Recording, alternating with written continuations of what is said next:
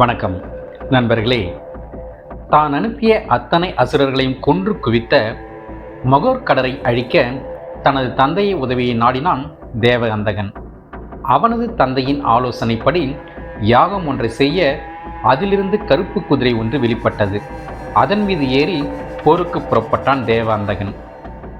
புத்தி தேவியால் உருவாக்கப்பட்ட சக்தி, குரூரன் மற்றும் அஷ்டமா சித்திகள் அனைவரையும் தேவ அந்தகனை எதிர்த்து போரிட ஆரம்பித்தனர். ஆனால் தேவ அந்தகனிடம் யாகத்தில் இருந்து தோன்றிய சக்திமிக்க குதிரையின் பலத்தினால் அவனை இவர்களால் ஒன்றும் செய்ய முடியவில்லை. தேவ அந்தகன் அதோடு நில்லாமல் இப்போர்க்களத்தில் மிகப்பெரிய யாகம் ஒன்றை செய்து அதிலிருந்து ஒரு பெரிய பூதத்தை வரை வைத்தான். அந்த பெரிய பெண் பூதமானது பார்ப்பதற்கு மிகவும் பயங்கரமாகவும் ஓர் ஊரையே தன் வாய்க்குள் ஒரே வாயில் போட்டுக் கொள்ளும்படியும் இருந்தது.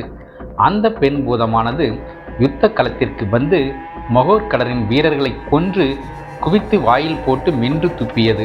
அதே வேளையில் தேவ அந்தகன் வீசிய மோகன அஸ்திரத்தினால் குரூரனும் அஷ்டமா சித்திகளும் மயங்கி கிடந்தனர்.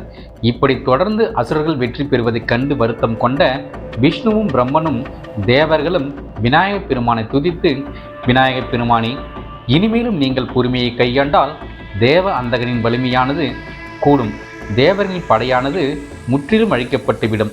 எனவே விரைந்து எங்களை காப்பாற்றுங்கள் என்று அனைவரும் பணிந்தனர்.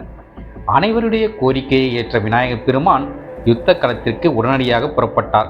விநாயகப் பெருமானுக்கும் தேவ அந்தகனுக்கும் இடையே கடுமையான சண்டை நடந்தது. யுத்தத்தில் தேவ அந்தகன் தான் வைத்திருந்த வாயு அஸ்திரம், வர்ணாஸ்திரம், மோகன அஸ்திரம், கருடாஸ்திரம், கர்ப்பாஸ்திரம் போன்ற அஸ்திரங்களை ஏவினான்.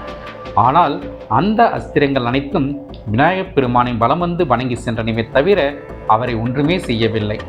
இறுதியாக தேவ அந்தகன் பசுபதா அஸ்திரத்தை விடுவித்தான். விநாயகப் பெருமானும் அதே அஸ்திரத்தை விடுவித்தார்.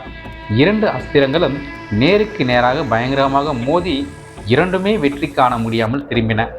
இதனால் கடும் கோபம் கொண்ட தேவ அந்தகன், ஒன்று நான் இருக்க வேண்டும், இல்லையேல் நீ இருக்க வேண்டும் என்று கூறிக்கொண்டே மிகப்பெரிய தண்டத்தை தன் கையில் ஏந்தி கொண்டு விநாயகப் பெருமானின் ரதத்தில் ஏறினான்.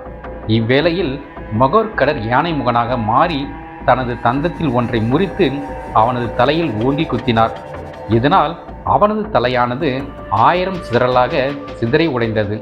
அவனது உயிரானது விநாயகப் பெருமானின் திருவடிகளில் கலந்தது. இந்நிகழ்வினை கேள்விப்பட்ட தேவர்கள் அனைவரும் பூமாறி தங்களது வெற்றியை கொண்டாடினர். இந்த வெற்றியின் கோஷமானது வானை பிளக்க காசி நகரம் வந்த மகோர்கடருக்கு தன்னுடைய மகளை திருமணம் செய்து வைத்தார் காசிராஜன். அவரிடமிருந்து விடைபெற்ற மகோர்கடர் காசி அவரின் அரண்மனைக்கு வந்து சேர்ந்தார். நன்றி நண்பர்களே. மீண்டும் நாளை மற்றொரு அத்தியாயத்தில் சந்திப்போம்.